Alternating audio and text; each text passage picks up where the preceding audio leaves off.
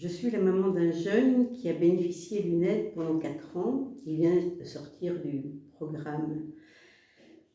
À ce moment-là, quand il est rentré dans votre service, j'aurais bien aimé avoir le témoignage de quelqu'un, parce qu'à ce moment-là, j'étais complètement perdue avec mon fils. Ça fait déjà plusieurs années que Michel était en errance, avec des conduites dangereuses pour lui.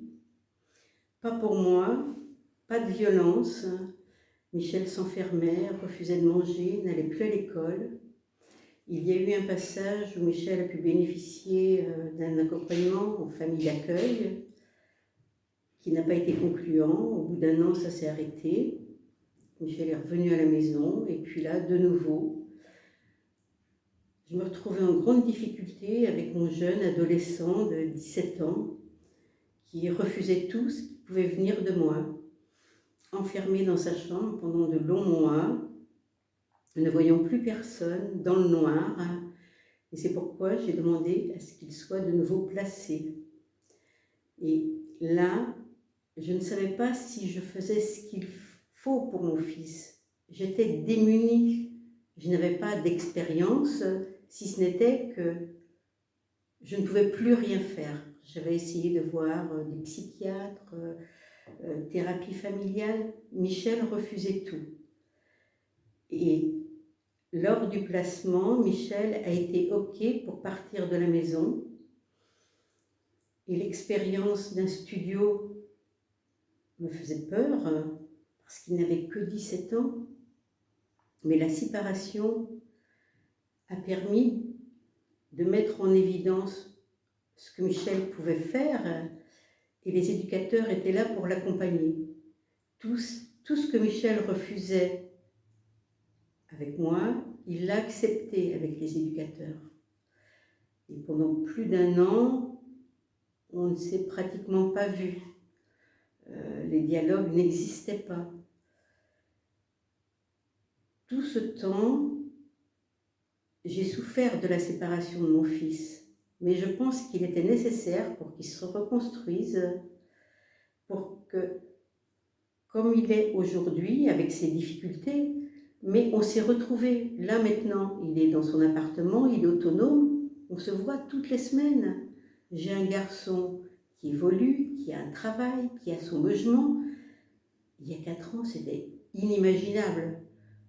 Tout ce trajet a pu se faire grâce à cette séparation. Et moi, quand j'ai demandé à ce que mon fils parte de la maison, je ne savais pas si je faisais ce qu'il faut.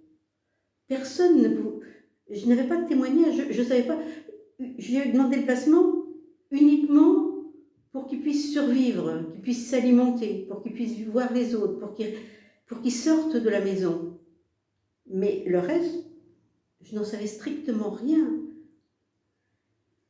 C'est pourquoi je tiens à témoigner en disant que si à ce moment-là, moi,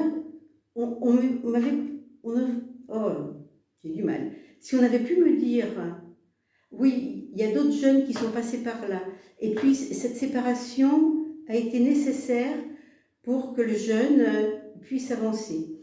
Certes, c'était sans doute lié à son histoire, l'histoire de l'adoption qui est jamais simple.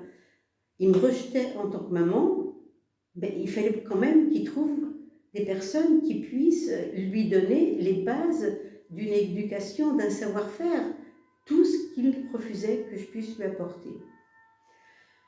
Là maintenant, je remercie beaucoup le service, parce que pendant ces 4 ans, moi j'ai vu mon fils avancer, progresser. Il est souriant, il est avenant. Tout ce travail-là était impensable à la maison. Je ne sais pas ce que Michel serait devenu si je n'avais pas demandé le placement. Il serait en grande souffrance. Il aurait certainement peut-être bifurqué vers des problèmes psychiques beaucoup plus importants et nécessitant des hospitalisations en psychiatrie, parce qu'à force d'être enfermé, il se déconnectait de la réalité. Du jour où il était suivi et placé, il n'y a plus tous ces symptômes dont Michel faisait preuve à la maison. Donc une fois encore, je remercie le service et puis je suis très fière de mon garçon.